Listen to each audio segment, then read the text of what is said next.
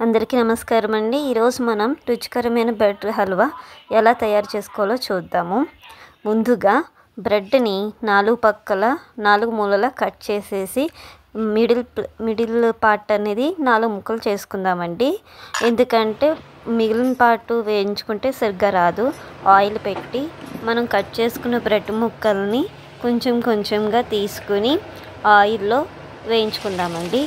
వేయించుకునేది ఎలాగంటే బంగారపు కలర్లో వచ్చేలాగా వేయించుకుందాము.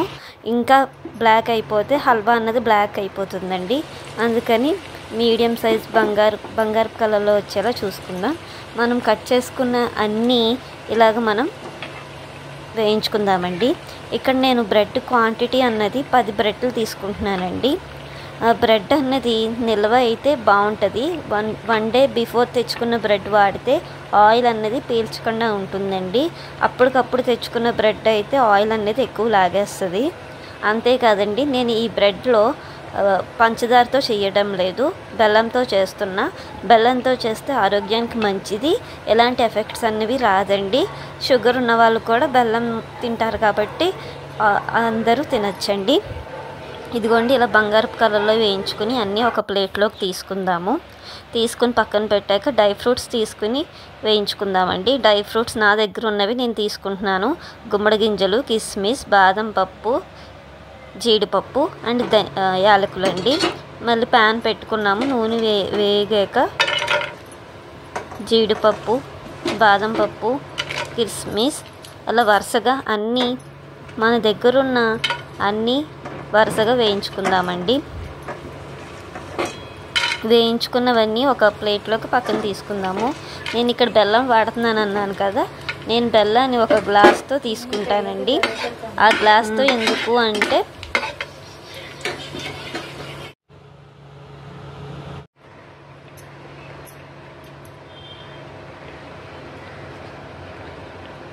పది బ్రెడ్లకి ఒక గ్లాస్ బెల్లం అయితే సరిపోద్ది. వేయించుకున్న డ్రై ఫ్రూట్స్ అన్ని ఒక ప్లేట్లోకి తీసుకుందాం. మళ్ళీ ప్యాన్ పెట్టుకుందాం.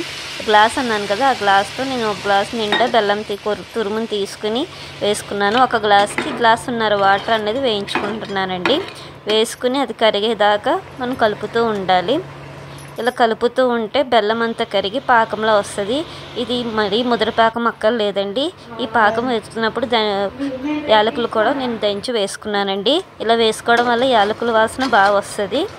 మేము తినము అనుకున్న వాళ్ళు వేసుకోపోయినా పర్లా. ఇదిగోండి, ఇలాగ తేక అలా అంటుకుంటున్నట్టు వస్తే పాకం సరిపోతుంది. అలా పాకం వచ్చాక బ్రెడ్ ముందుగా వేయించుకున్న బ్రెడ్లు ఉన్నాయి కదండి, అవన్నీ వరుసగా ఈ పాకంలోకి వేసేయాలి.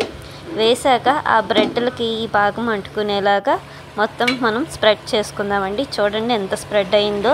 బంగారు కలర్లో ఉన్నాయి కాబట్టి చూడండి ఎంత నిగనిగలాడుతూ ఎంత బాగుందో.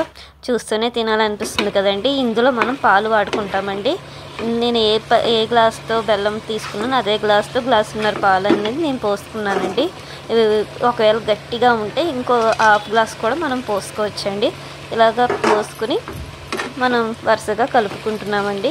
చూడండి, అలాగే మనం వేయించుకున్న డ్రై ఫ్రూట్స్ ఉన్నాయి కదా, అవి కూడా వేసుకొని కలుపుకుంటున్నాము. చూడండి ఎంత చక్కగా ఉందో. ఒకవేళ మీరు బెల్లం ఎక్కువ తింటాము అనుకుంటే మీరు గ్లాసున్నర బెల్లం వాడచ్చండి. నేను తక్కువ తింటాం కాబట్టి మేము గ్లాస్ వాడుకున్నాము. సో రుచికరమైన బ్రెడ్ హల్వా రెడీ. ప్లీజ్ అండి, నా ఛానల్ ఇంకా సబ్స్క్రైబ్ చేసుకోకపోతే ప్లీజ్